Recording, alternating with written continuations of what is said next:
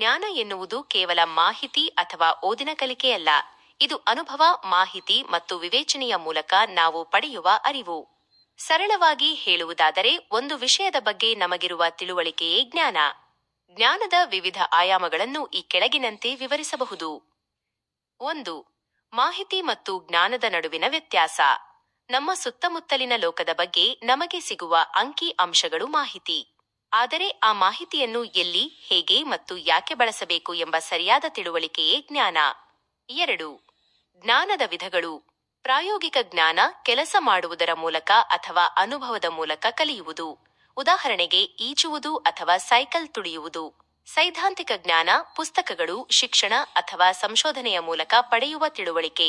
ಉದಾಹರಣೆಗೆ, ಗಣಿತದ ಸೂತ್ರಗಳು ಅಥವಾ ಇತಿಹಾಸ.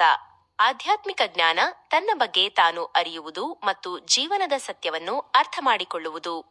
3. ಜ್ಞಾನದ ಮೂಲಗಳು. ಪಂಚೇಂದ್ರಿಯಗಳು ನೋಡುವುದು, ಕೇಳುವುದು ಮತ್ತು ಸ್ಪರ್ಶಿಸುವುದರ ಮೂಲಕ ಜ್ಞಾನ ಲಭಿಸುತ್ತದೆ. ತರ್ಕ ವಿಷಯಗಳನ್ನು ವಿಶ್ಲೇಷಣೆ ಮಾಡುವುದು ಮತ್ತು ಪ್ರಶ್ನಿಸುವುದರ ಮೂಲಕ ಸತ್ಯವನ್ನು ತಿಳಿಯುವುದು.